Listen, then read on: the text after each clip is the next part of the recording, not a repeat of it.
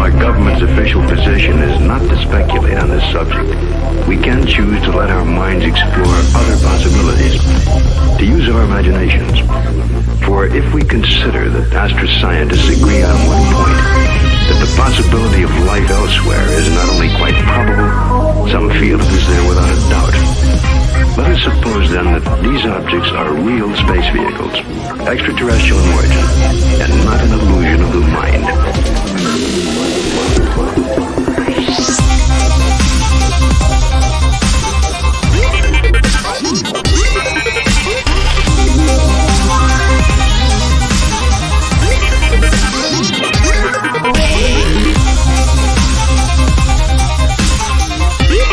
There's nothing to hide. There's nothing to hide at all.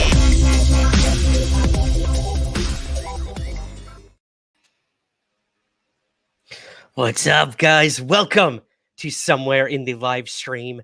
I'm your host, Ryan Sprague, and this is going to be a fun one tonight. We have a lot to cover. Suzanne is unfortunately not going to be joining us tonight as our moderator, as she is currently somewhere in the skies or somewhere on the road.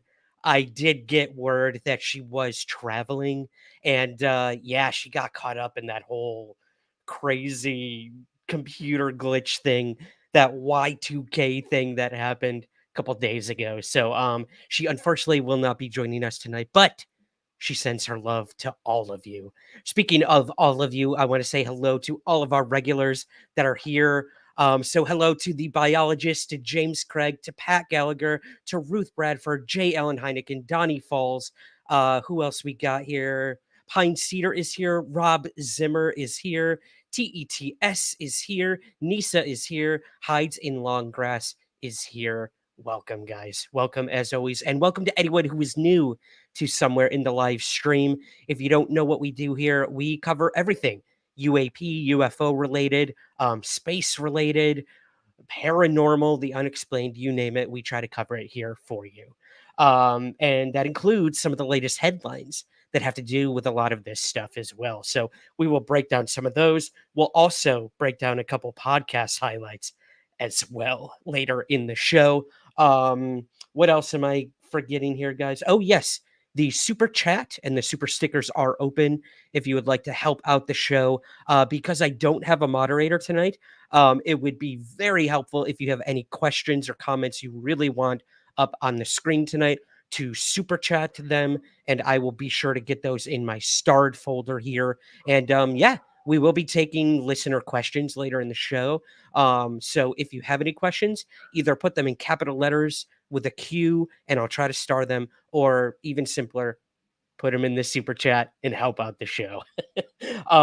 There's other ways to help out the show as well. I will be putting up a QR code here where you can donate directly to our PayPal as well. And you can also join our Patreon campaign, where you get bonus episodes of the Somewhere in the Skies podcast. You get early access to the podcast as well. So if those are options for you, they are there. And there are so many ways to help out the show. If you can't do that monetarily, totally understandable. All I ask is that you click like, click subscribe, share the show, and turn on notifications. That's all I could ever ask of you guys here on YouTube and on Twitch. We are now streaming live on Twitch as well. So if anyone is watching us over on Twitch, a special hello to you and welcome to Somewhere in the Live Stream.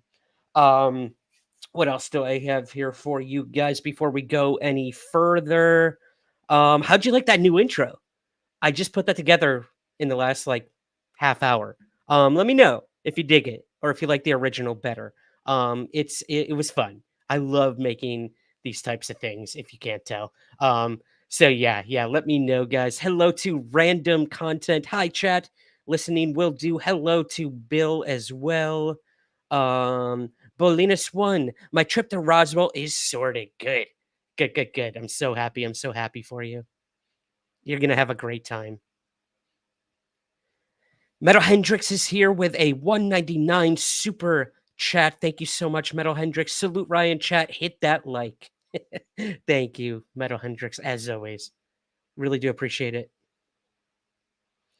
All right, guys. Let me see here. Hello from Sweden. Hi, John.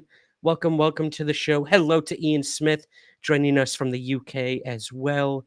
Um, Ian, you might enjoy this, buddy. Drinking some Sky Red, a Scottish beer from here in Scotland. So, cheers, guys, to you. I'm gonna need this for tonight. I'm on my own. So go easy on the chat with me, guys. Go easy on me, I should say.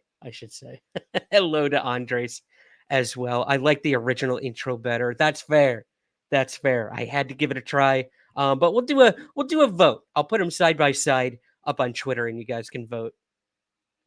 Cool. Last thing before we get to the news of the week, guys. Let's bring in our infamous slideshow. If you weren't with us last week, I did announce that Anomicon 2 or Anomicon 2024 will be coming to you September 1st and 2nd, right here on YouTube, on Twitch, and on Twitter, X, whatever you want to call it. If you didn't join us last year for Anomicon, man, you missed a lot. We had over 36 speakers from all over the world talking about everything anomalous: UFOs, ghosts, the paranormal, Bigfoot, cryptids, tarot, psychics, dreams, you name it. We talked about it, and we will be doing the same again this September 1st and 2nd. I've already started announcing our speakers for Anomicon 2. So if you haven't checked that out, you can head over to anomicon.com and you can learn about our upcoming speakers at Anomicon 2024. I am still getting speakers. I am still formulating the schedule and all that good stuff. So you can stay up to date with everything Anomicon 2024, which is a free virtual conference with over 24 speakers this year. We're scaling down the speakers a little bit. I guess in order to increase the presentation lengths, I wanted to sort of downgrade the amount of speakers. So yeah, it's going to be a heck of a lot of fun. We already have a very diverse group that I have announced. So once again, head on over to anomicon.com to learn more about that. All right. I want to give a greetings to a few more people. Hello to Zootiox. I don't think I'm saying that right. John, all right, chat. Which one of you has my AirPods? Welcome, John. Welcome, guys. And I should mention, John is the one who created from scratch our Discord. I'm getting that all in order, and we will be premiering, I guess, the Discord in the coming week. So I'm working with John on that. And soon you guys will have your very own Somewhere in the Skies Discord to talk all about the show, all about UFOs, all about the unexplained. And yeah, it'll be a really fun place and community for all of us to come together and just chat all things UFOs, all things Somewhere in the Skies and beyond. So very much looking forward to that. And a huge thank you to John. James says, Anomicon was the bomb last year. Can't miss it this year. Thank you. Thank you so much. Anomicon sounds interesting. I will have to check that out. Might be fun. I hope so, Mary. It was a lot of fun last year.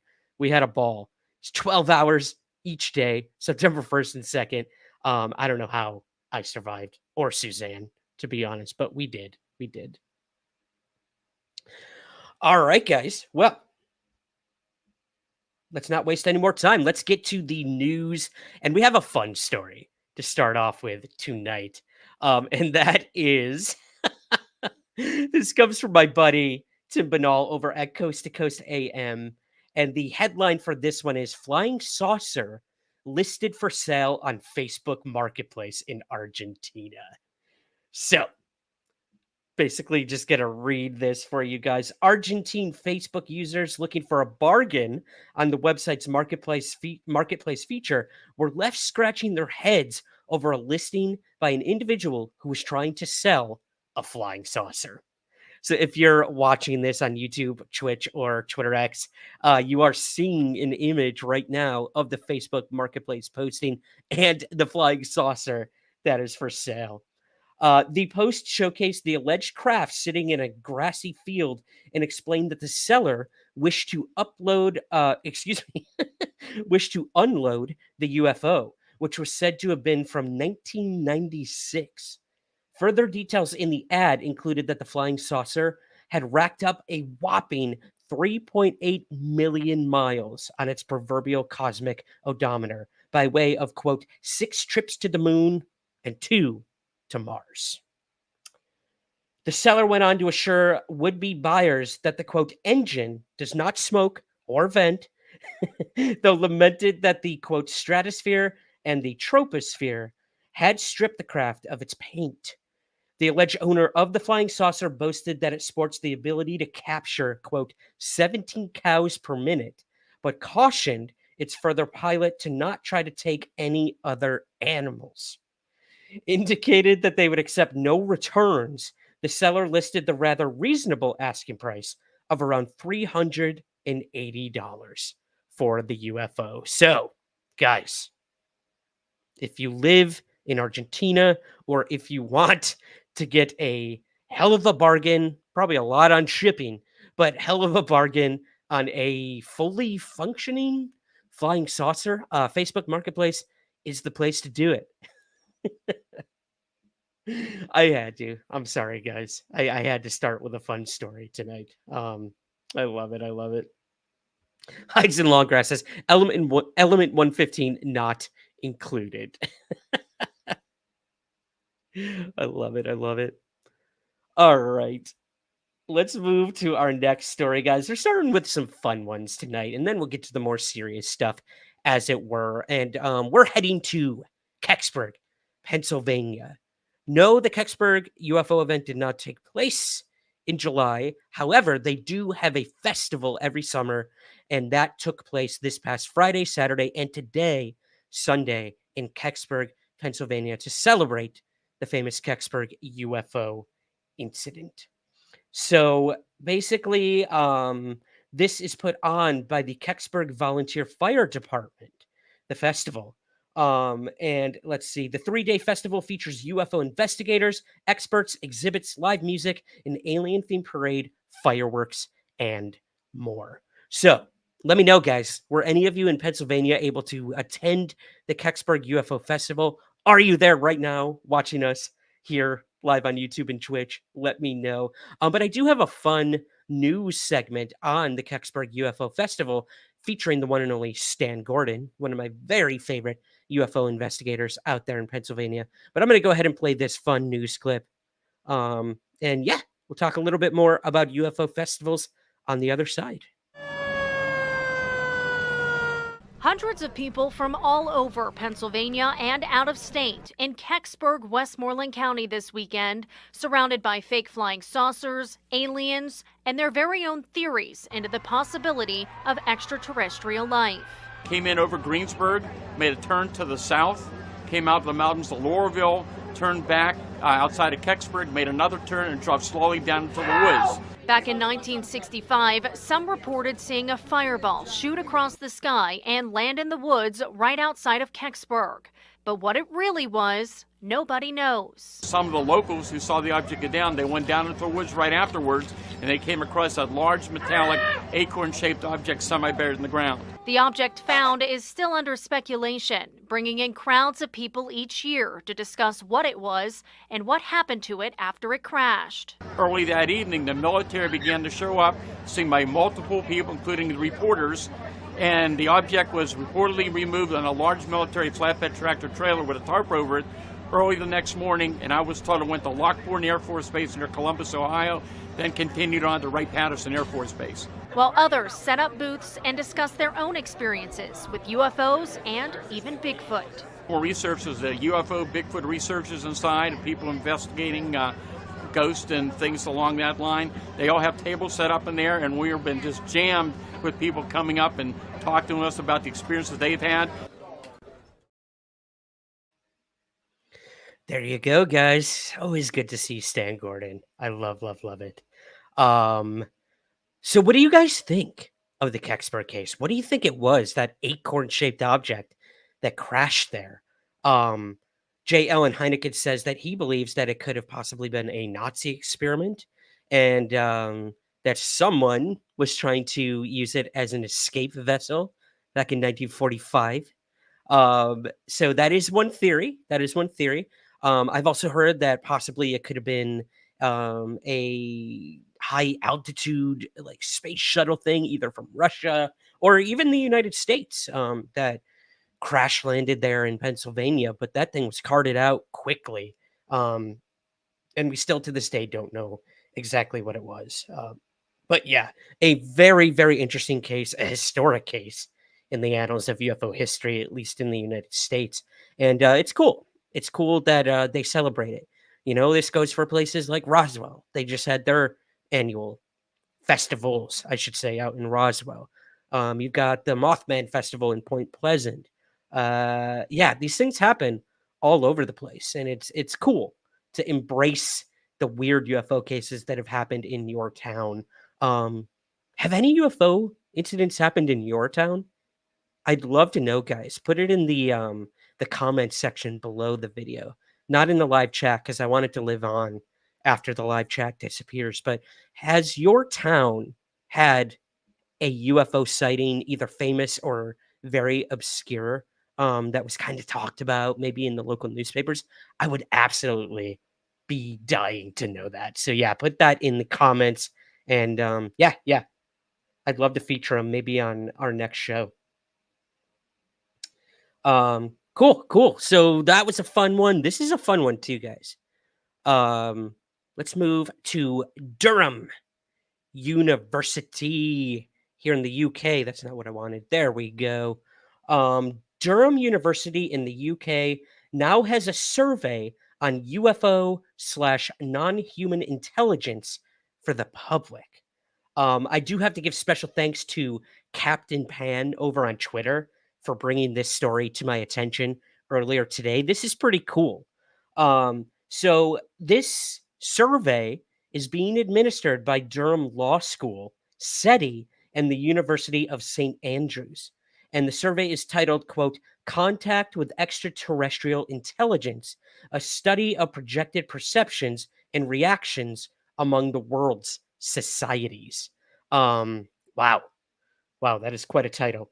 So the aim is to find out attitudes from a wide variety of people and cultures across the globe to the questions posed by the idea that humanity might make contact with an extraterrestrial intelligence someday, or may already have made it. We will be asking for your views on things such as SETI, UAP, and UFOs, and how you would deal with a contact event, or how humanity should deal with such an event in the wider sense. So there you go, guys. If you want to be a part of this survey, you can take it right now. I actually put a link to the survey in the show notes, so you can go ahead and click on that. And it takes about 20 minutes. I did it earlier today, but it was actually kind of fun to fill out the survey, and you can be a part of it.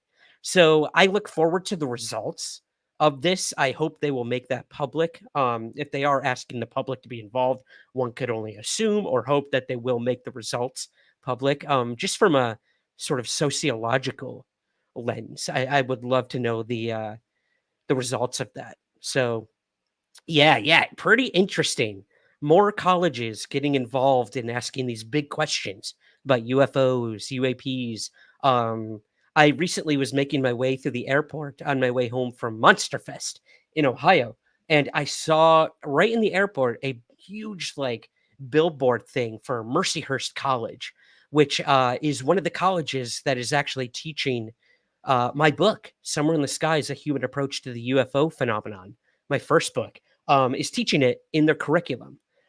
So that was pretty cool. I took a picture of the billboard and everything, and it just reminded me of how far we've come.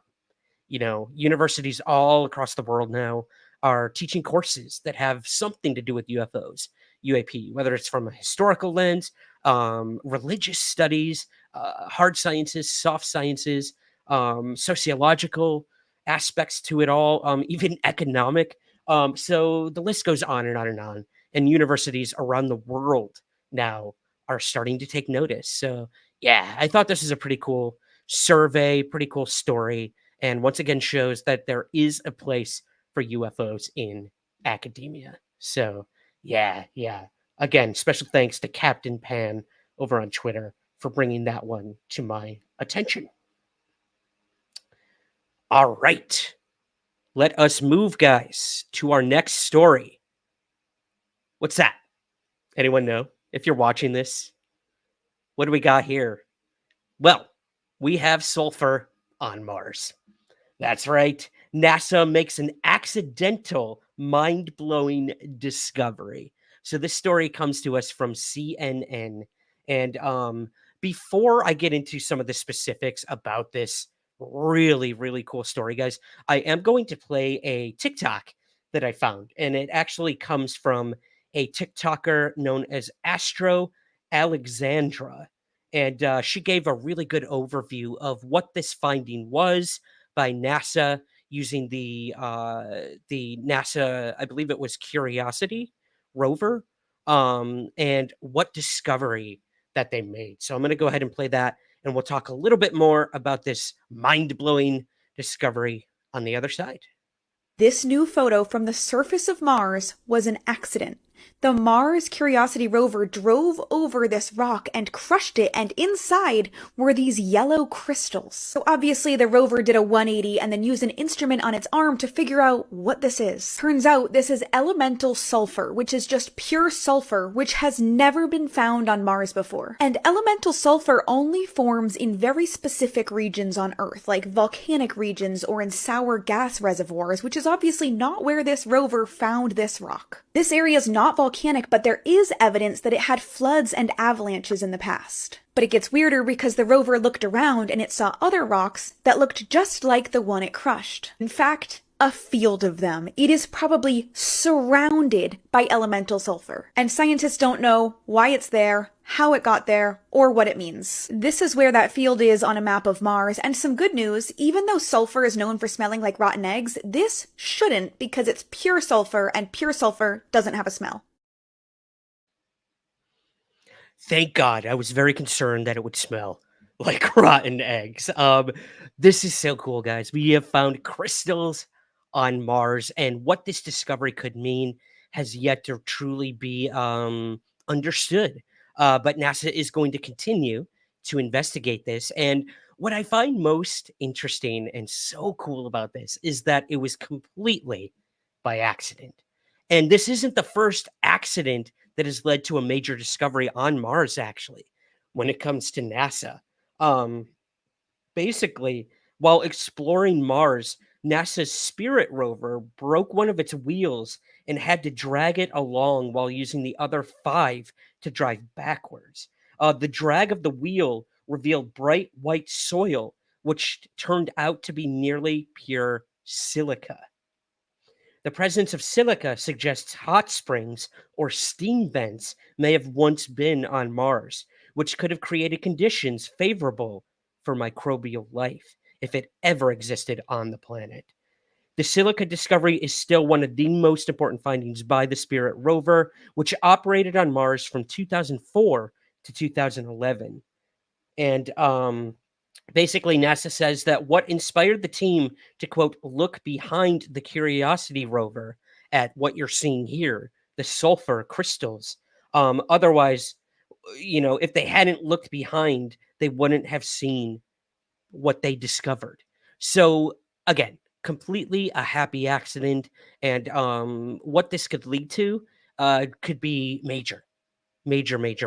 I mean, what could this sulfur mean? Could it have been volcanoes that were once on the red planet? How big were these volcanoes? When did they erupt? And again, all of these discoveries always have this hint or this tinge of possibility.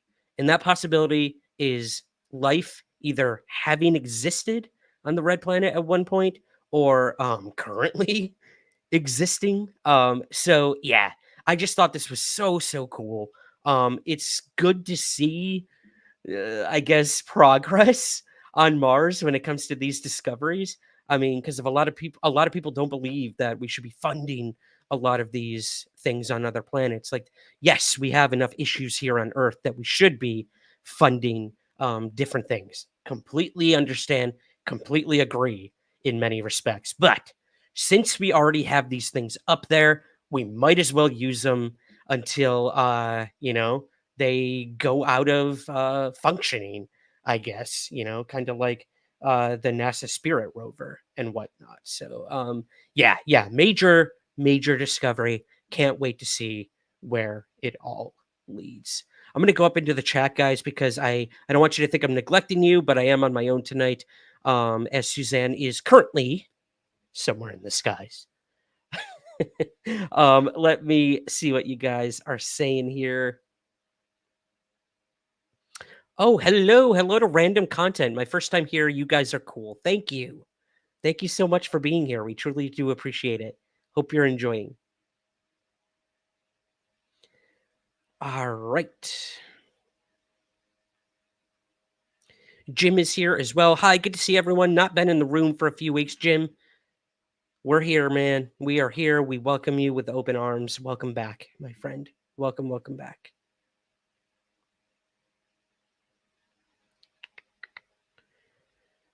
Let's see. Hi, DeLonge says, probe that button. Yes, guys, if you can, please hit that like button, subscribe, all that good stuff, if you can. I appreciate that.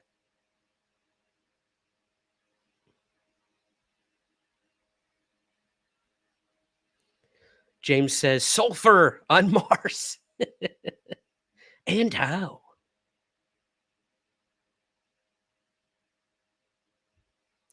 Enjoying myself and taking the survey. Good random content.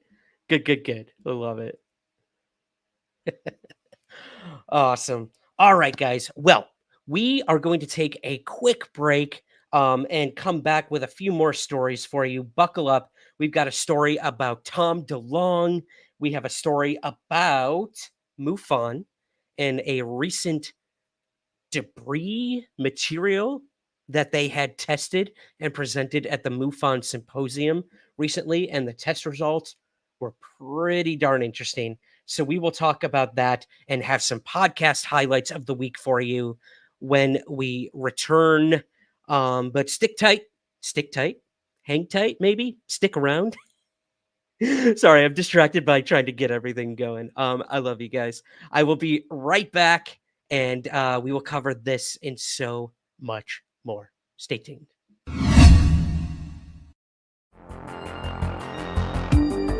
The Somewhere in the Skies podcast is free to listen to every week, but if you would like to help support the show, we have a very active Patreon page where you give what you think the show is worth. In return, you'll get early access to the main show, bonus episodes, and priority to ask our guests your listener questions. Your support truly makes the show continue and grow. So, to learn more and to join, visit patreon.com/somewhereskies.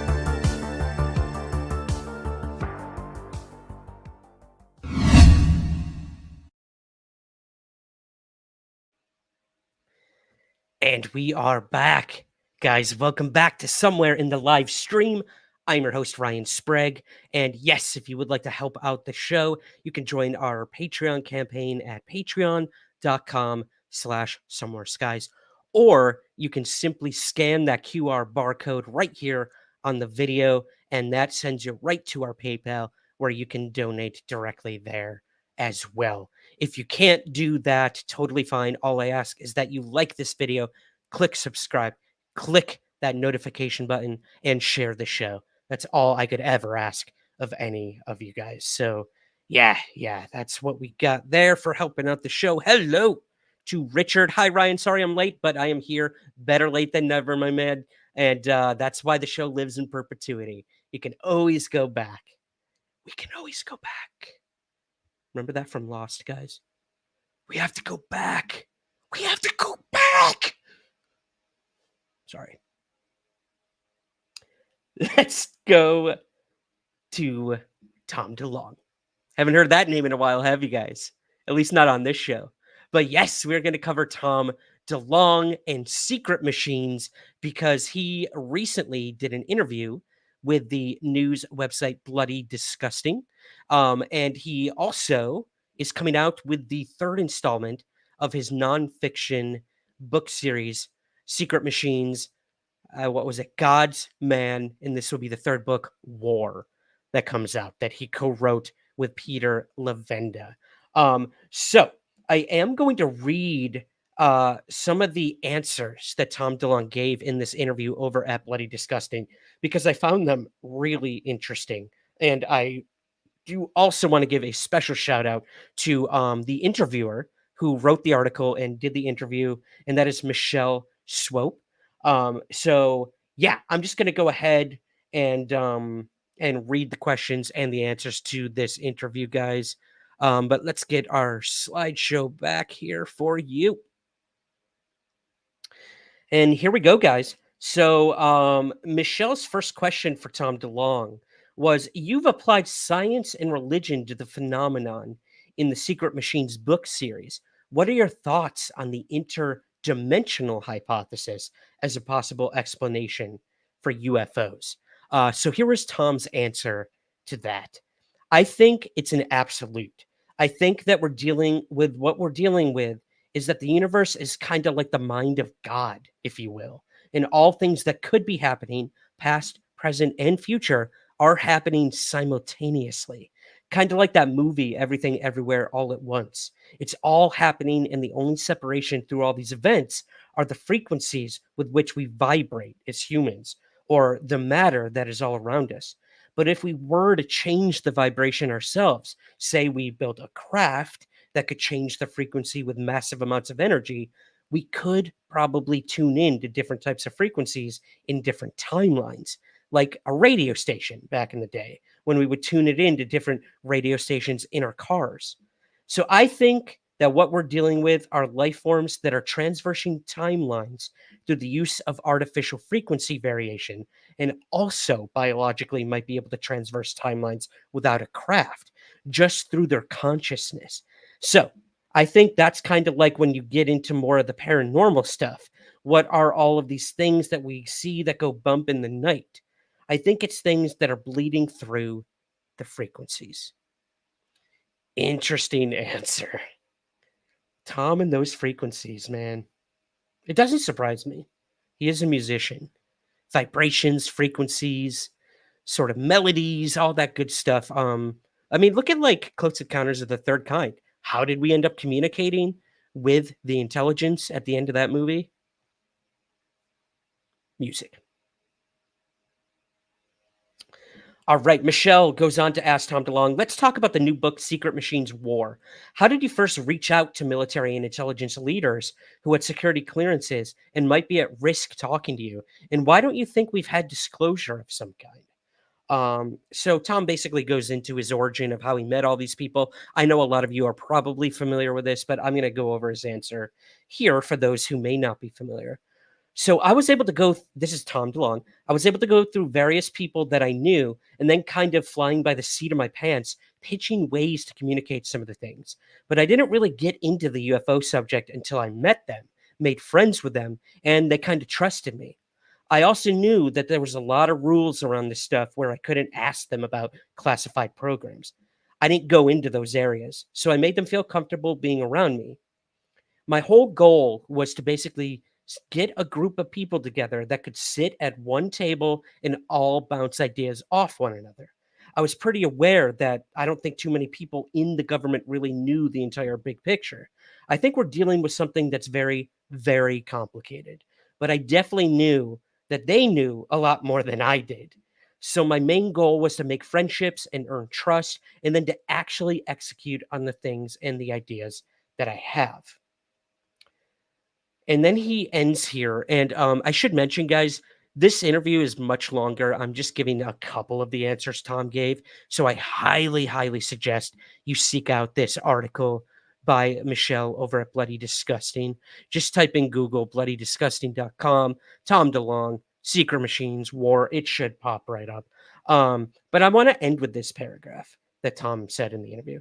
I have a working theory that I'm not 100% on just yet about why there hasn't been disclosure.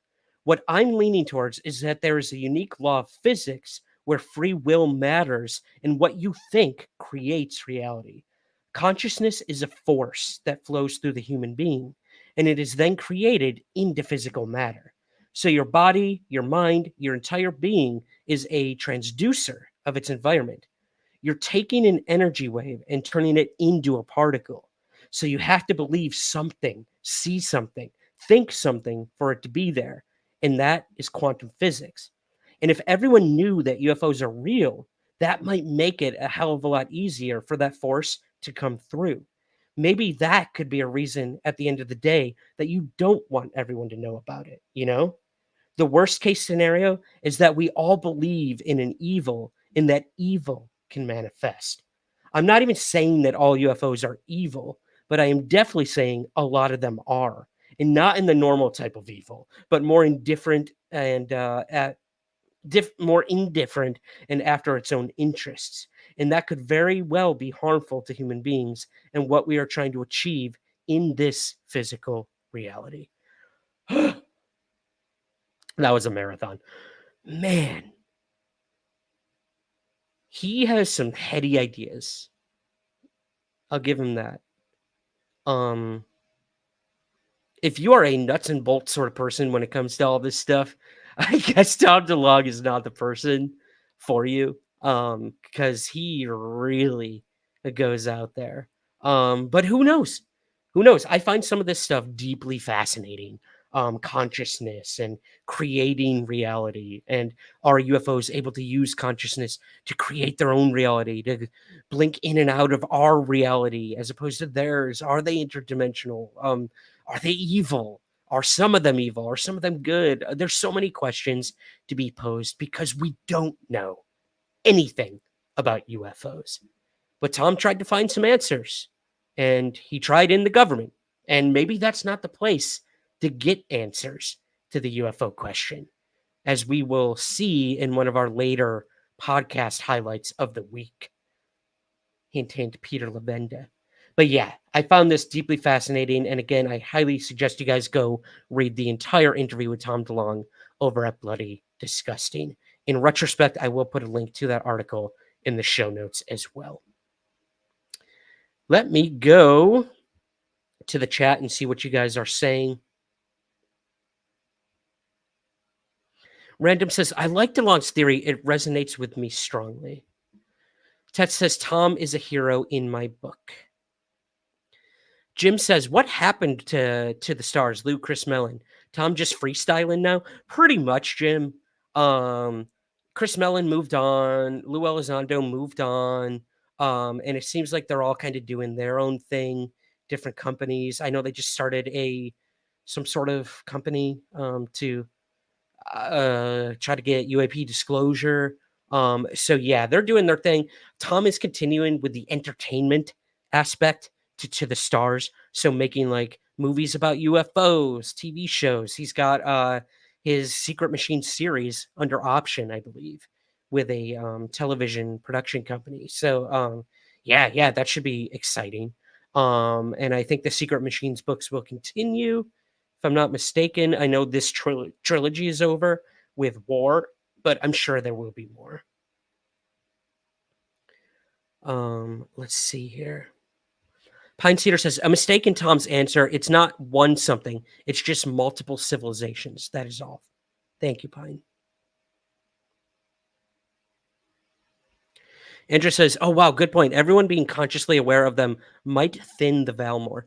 That's so funny you mentioned that, Android. I've always been under this assumption, and maybe it's a bit Tom DeLonge, but that, and I have always said this, we are on the phenomena's timetable when it comes to disclosure.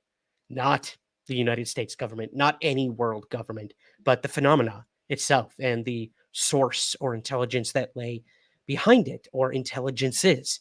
And that they are waiting for enough people to consciously accept the phenomena, I guess, to believe in it, if we want to use that dangerous word, believe, that once it reaches like a fever pitch, that boom, that's when they will finally show themselves to everyone, whether you did believe in them or not. Maybe it's like a democracy where the most wins. At least that's how a democracy should work. But yeah, I have always kind of been under that assumption that maybe, again, like, if you believe, you can make it happen.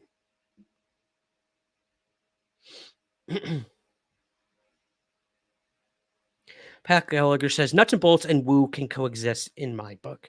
Agreed. James, I am a nuts and bolts theory guy. We need it. We need all types. John says, I'm not entirely sure where I land on Tom's theories and the things he's willing to offer up as his own ideas, mostly due to the feeling that he's playing both sides of the fence with the content. That's possible. I mean, again, like, he tried to wiggle his way into the government to figure out what they were doing.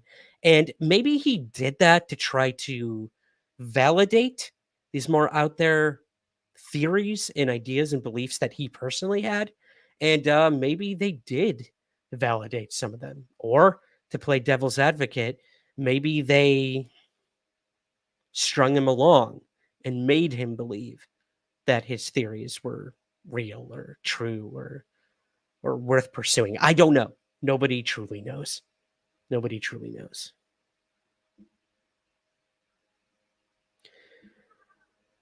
Anyways, thought that was pretty interesting. But here is our last news story of the night, guys, before I do some podcast highlights for you.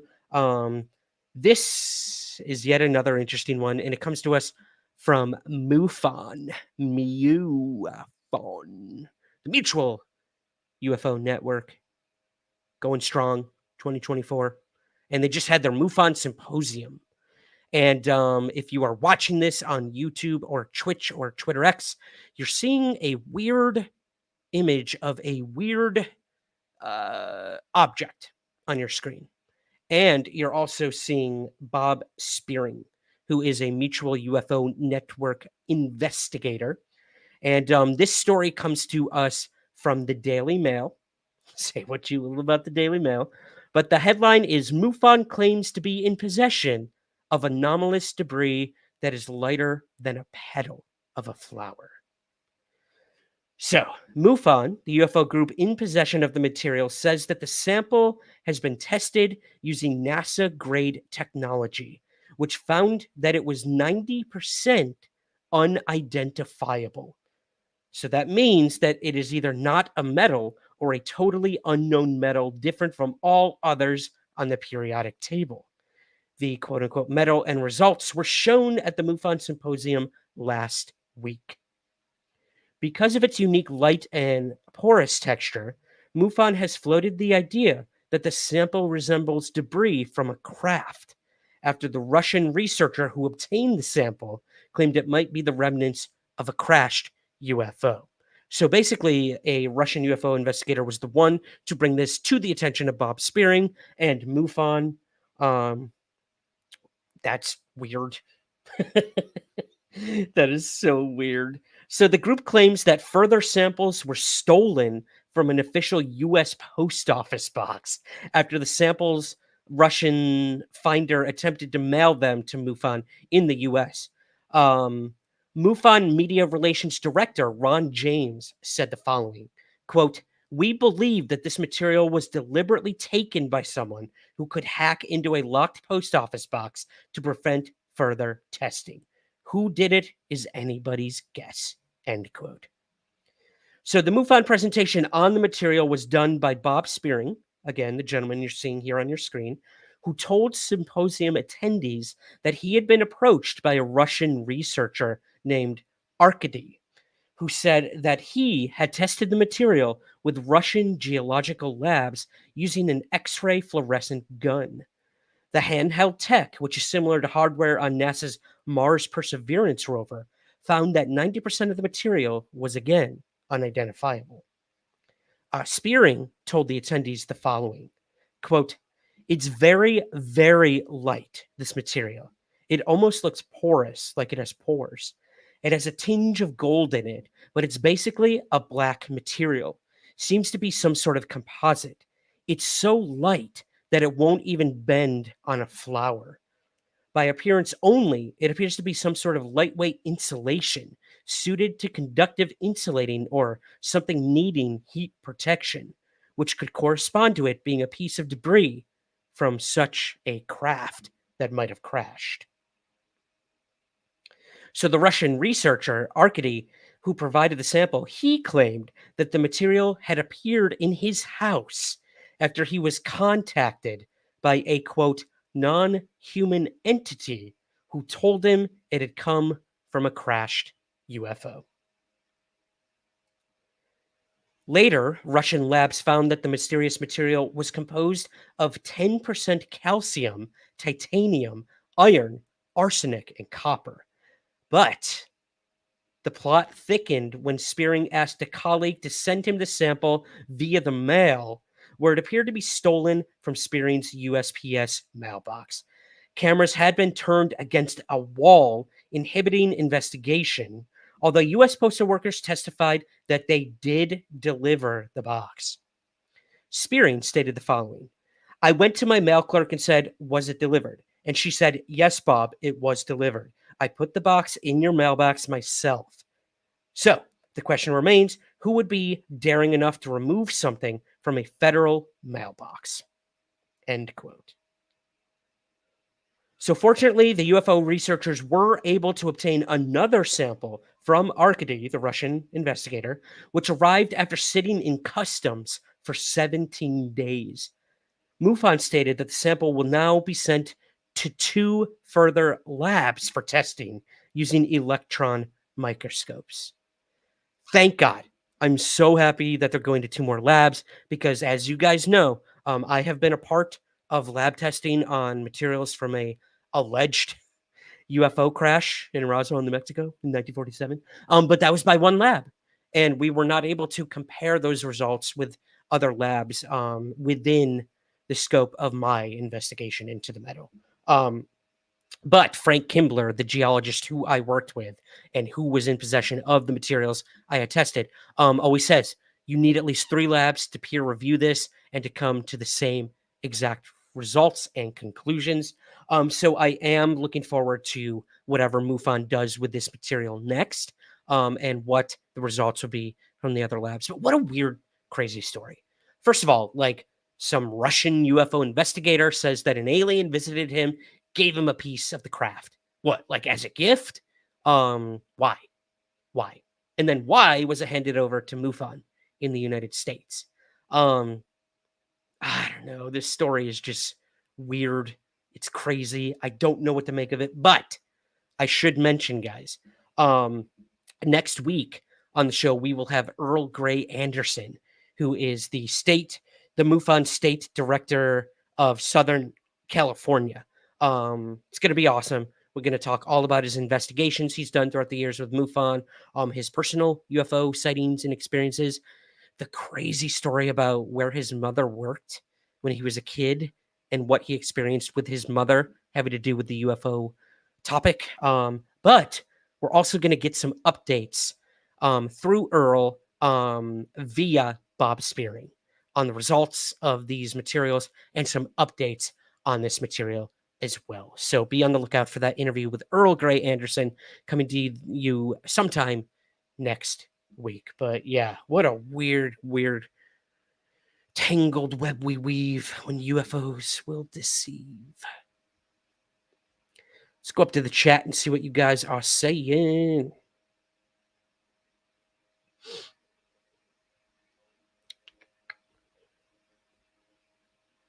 Let me see. James Craig says, MUFON Ron James jumped the shark a few weeks ago with their crashed UFO photos. Hard to believe they're convoluted stories now. James, I would have to agree with you. Yeah, if you guys didn't follow the whole crashed UFO recovery photo debacle that unfortunately came through MUFON, it was a photo of a flying saucer with quote unquote like army men around it. But people within hours were able to figure out that it was nothing but those little green army men. Remember the little plastic ones that you could buy? And that the UFO was a model. And this photo was nothing but miniatures, basically. MUFON put the photo out there to get the public to try to do what they do best.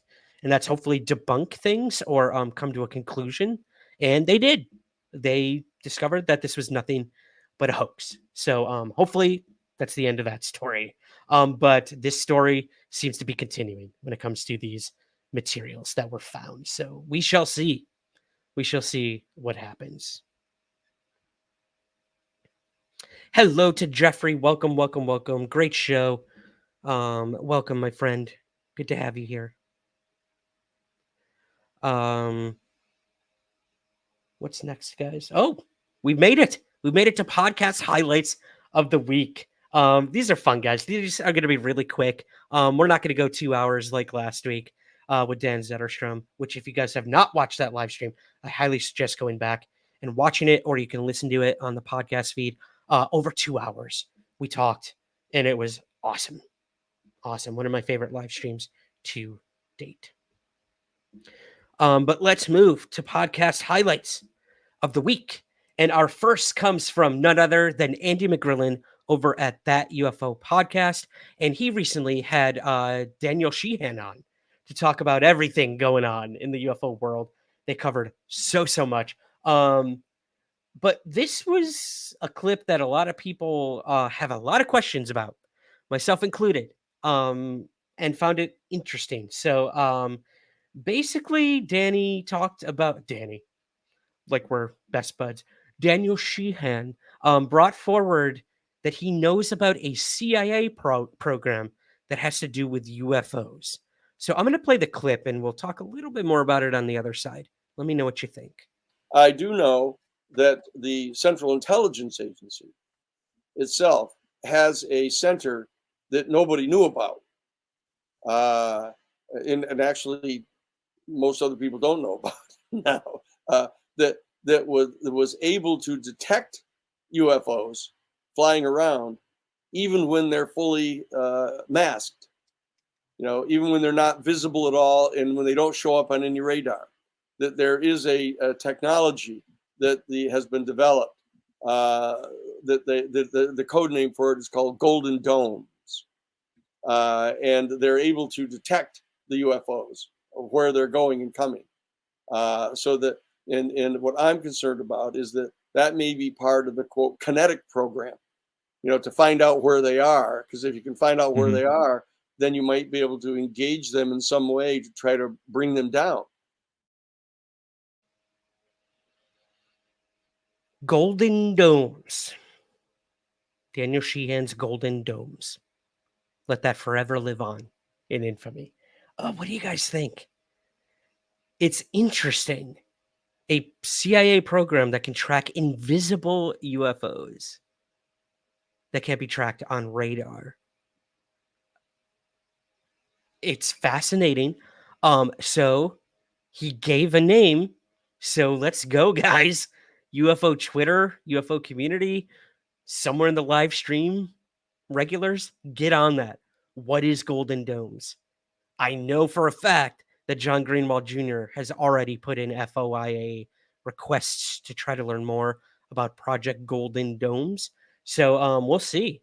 We'll see if we can get anything to back up this claim by Dan Sheehan and what exactly this program was and for what purpose it was created.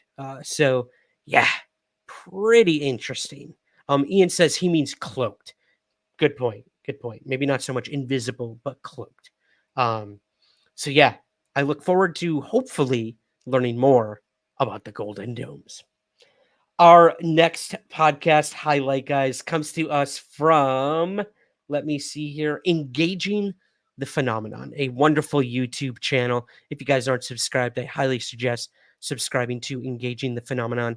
And they recently had on Peter Levenda, who we mentioned earlier is the co-author with Tom DeLonge on his nonfiction Secret Machines book series, Gods, Man, and Now War, coming out in the near future. And basically in this interview, they asked Peter Levenda to talk a little bit about disclosure and the lack thereof, and what disclosure could mean, and what role it plays in the Secret Machines book series.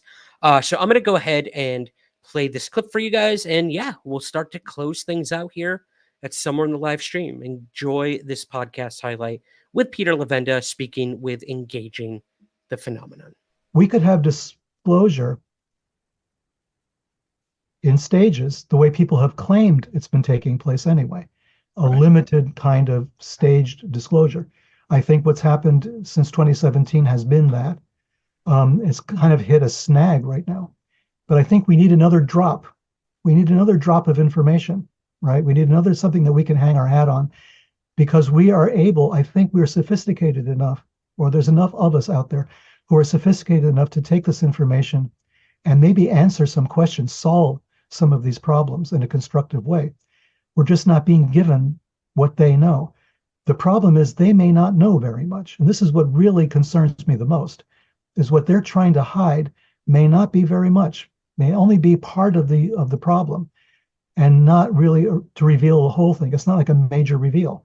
It's going to be maybe just a piece of something, but at least something that we can work with, right? We can begin this digestive process on the indigestible if you give us something to work with.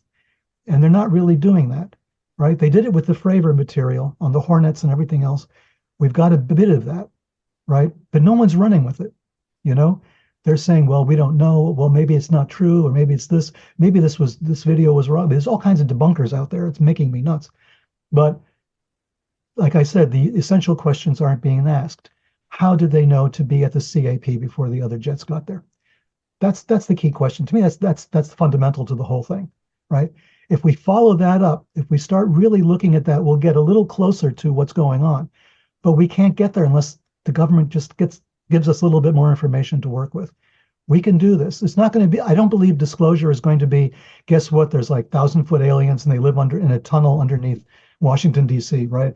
And, they're pulling the strings and they smell really bad, and, as you would expect because they're underground for so long. I don't think it's going to be like that. I don't think it's going to be Klaatu. I think it's going to be, disclosure is going to be something that we can handle. It might be earth-shaking in its implications.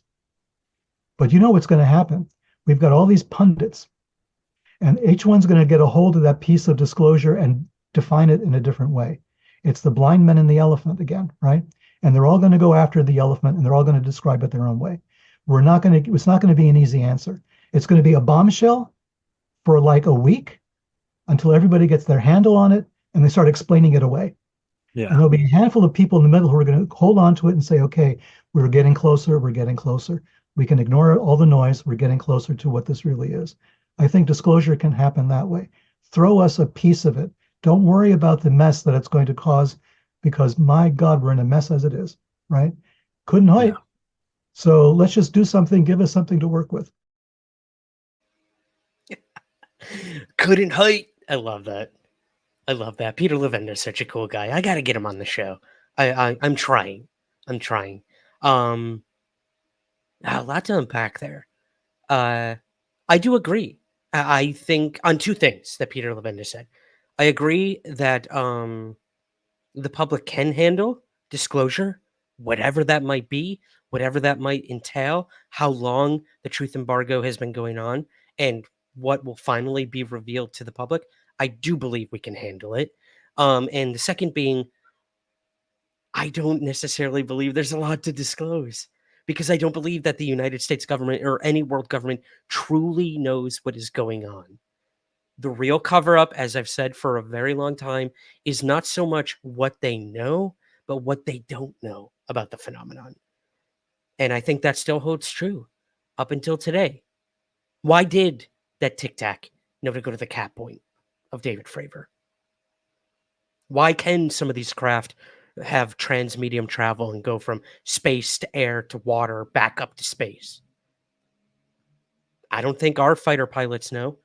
I don't think our militaries know. I don't think the United States government knows. What did crash in Roswell, New Mexico? Some people probably do know. Will we ever know? I don't know. Do you? All this being said, I have to agree with him that true disclosure, if we really want it, is going to come from the people. It's going to come from the phenomena. And when we can finally have that communion between us and the phenomena, I think that's where the true answers may lay. And I do think that we can learn to accept that and learn to embrace it and integrate it into humanity as we know it. Because like Peter Levenda said, we are in a rough place right now in the world. militarily, economically, spiritually, psychologically. Like, times are dark, guys. There's really no other way to say it. So, if the phenomena can help us in any way, now is the time. I don't know. Make of that what you will. I'm looking forward to reading War. I don't like the title, but I'm sure there's an apt reason for it. And I look forward to hopefully having Peter Levenda on the show to break this down more and discuss it. So, yeah, I thought that was a good clip. And it's over a 2-hour conversation, so I highly suggest you guys go and watch that at Engaging the Phenomenon for sure. Hello to James Craig with a $20 super chat for the intro and outro research fund. Thank you, James. Thank you, as always, my friend, for your generous donations here at Somewhere in the Live Stream. Truly do appreciate it. I'll keep working on the intro. I promise.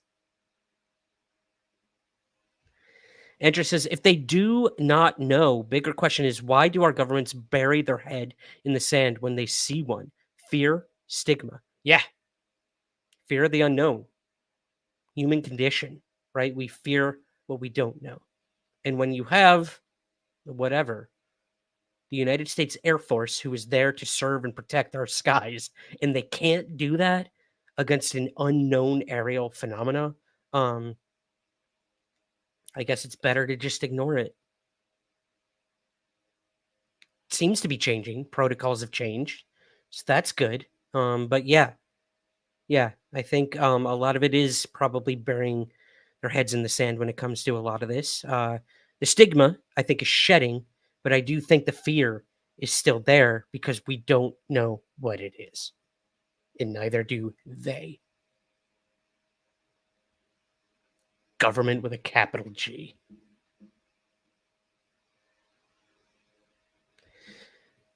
This is a good question. Jim says, Biden is stepping down and he's not stepping down as president, but he will not be, he will not be our next bid for nomination for the next election. So yes, he is out. Will he disclose anything before he goes? No, Biden has had zero interest in this topic from the very beginning. I have absolutely 100% no faith that we will get any type of disclosure from Biden about UFOs. None.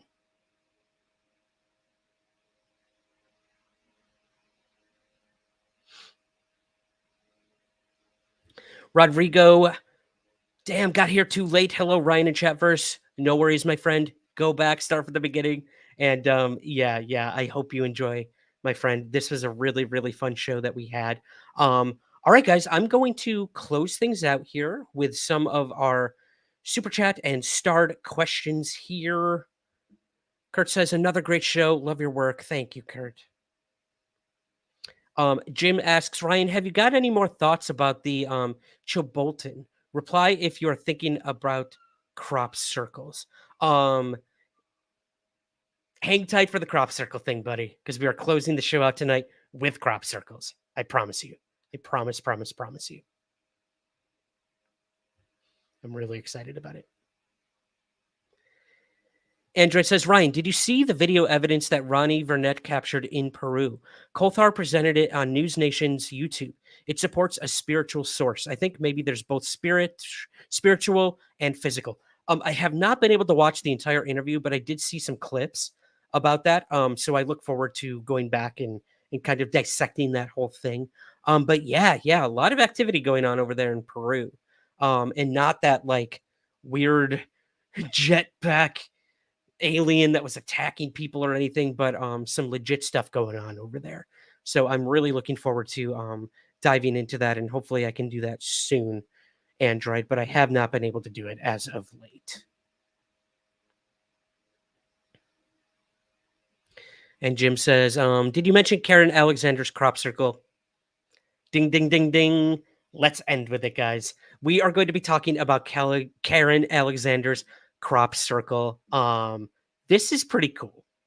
This is actually really cool. I've never really covered crop circles on the podcast or here on the live stream, but these images that Karen has brought forward that she took are so beautiful. And crop circles are always so beautiful. Say what you will about how they're created, man-made, alien, whatever.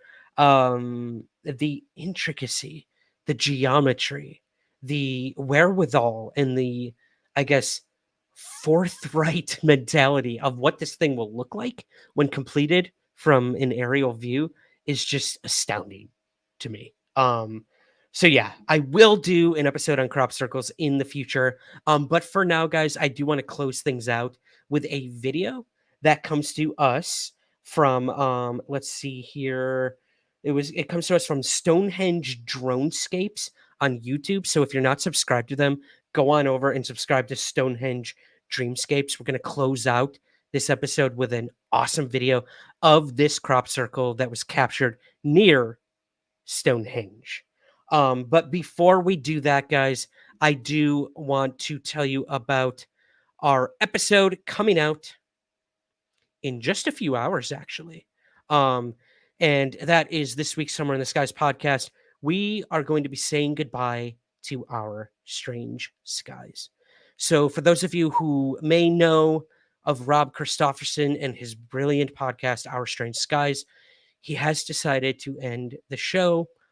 So I had Rob on to talk all about the amazing journey that he's had with the Our Strange Skies podcast, why he has decided to end the show, some of his fondest memories and maybe not so fondest memories throughout his over 165 episode run of Our Strange Skies. This show meant a lot to me, guys. Rob was one of my most prolific guests on Somewhere in the Skies throughout the years. We had a special series called UFO Happy Hour that hopefully will continue even long after Our Strange Skies has ended. But I did have Rob and a special co-host, Steve Berg, on to basically just talk to Rob about the history of the show, his favorite cases he's covered, and everything in between. It was an extremely emotional episode for all of us. Steve and I are huge fans of Rob and his work. And yeah, I think all three of us got a little misty-eyed during it, but it was more of a celebration than a mourning, and just going down memory lane with Rob and the Our Strange Skies podcast. So that will be releasing within the next few hours. So be on the lookout on the Somewhere in the Skies main feed for that. The video version will premiere tomorrow as well, later in the day, right here on YouTube and on Twitch as well. So yes, be on the lookout very soon for saying goodbye to Our Strange Skies. And last but not least, guys, as mentioned, we are going to close things out with a crop circle that was spotted at Normanton Down near Stonehenge. It was reported on July 14th. And again, the brilliant photos were taken by Karen Alexander, and we were able to find some video that we obtained from the Stonehenge Dronescapes YouTube channel. So I'm going to use that to close things out today. But before we do that, guys, I do want to say thank you for joining me tonight. Hopefully Suzanne will be back next week to help us out and moderate so that I'm not doing all these crazy things and getting all distracted like I did tonight. But thank you. I hope you enjoyed this episode. It was highly entertaining. And yeah, always something going on in the world of UAP, UFOs, space, technology, and the unexplained. So I hope you enjoyed this tonight.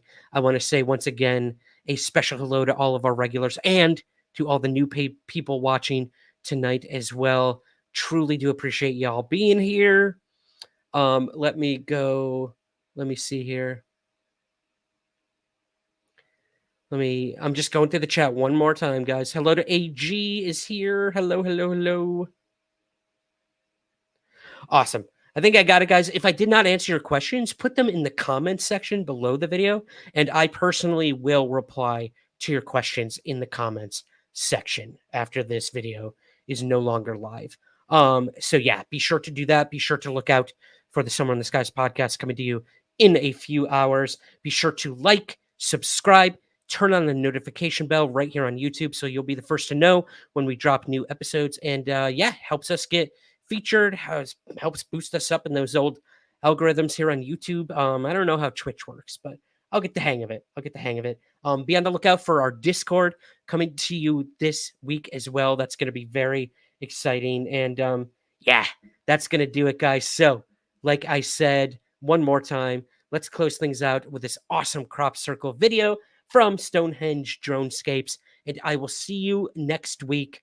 And remember, keep your feet on the ground, but never stop searching somewhere in the skies. Have a good night.